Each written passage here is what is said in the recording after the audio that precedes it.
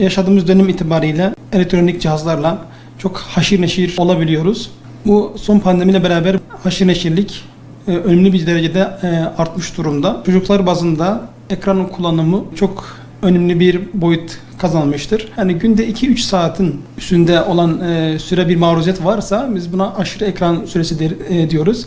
Ve bu aşırı ekran süresiyle beraber ciddi problemler, hastalıklar, beyinle alakalı psikiyatrik hastalıklar görülebilmektedir. Eskiden 1970'lerde ekrana maruz 4 yaşında başlarken günümüzde 2000'li yıllardan itibaren bu süre 4 aya inmiştir. Bu çok önemli bir husustur.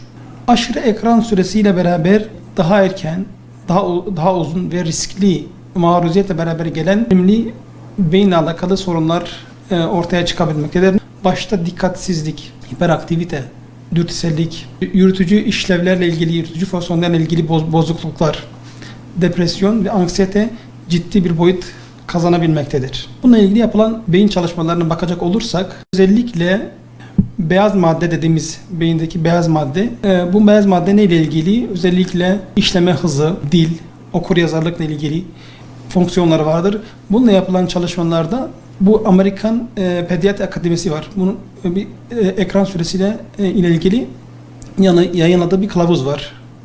Bu kılavuza göre uzun süre maruz kalan çocukların beyaz madde fonksiyonu bozulmaktadır. Miyelinizasyon dediğimiz ve mikroyapısal bütünlük bozulmaktadır. Hem yapısal hem fonksiyonel aşırı ekran süresi beyne çok ciddi zararları olabilmektedir. En son yapılan 16 ülkeden 44 çalışmanın aldığı bir derleme yapılmış. Bu çalışmada neyi görüyoruz?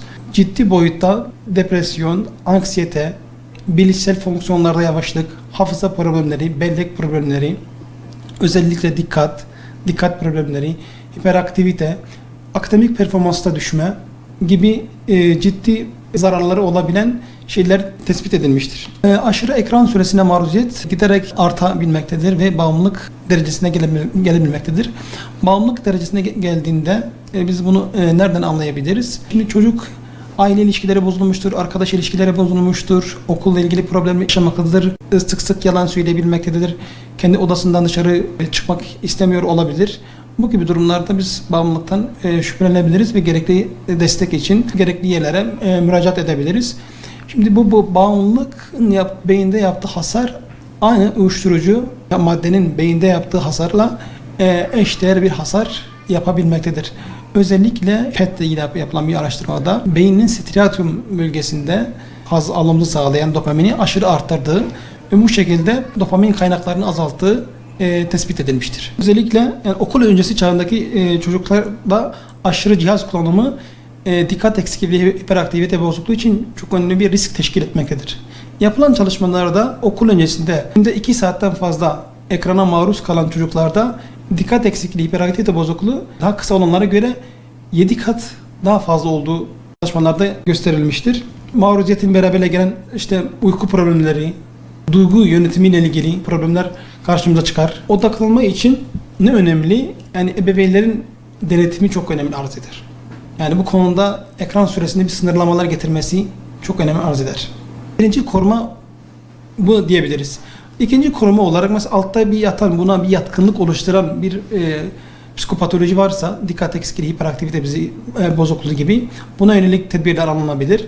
Yani son olarak da bu tedbirleri aldıktan sonra gerekirse destek tedavisi, terapi desteği, ondan sonra ilaç desteği bunun için tavsiye edebilmekteyiz.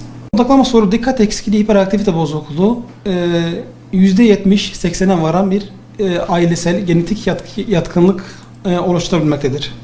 Bu zamanla mesela özellikle bu şimdi kendi içerisinde dikkat eksikliği, hiperaktivite, dürtüsellik bileşeninden ayırabilmektedir. Zamanla mesela bu hiperaktivite ve dürtüsellik azalabilirken dikkat dağınıklığı seyrinde gitmektedir. Bunun tedavisi de ilaç tedavisidir.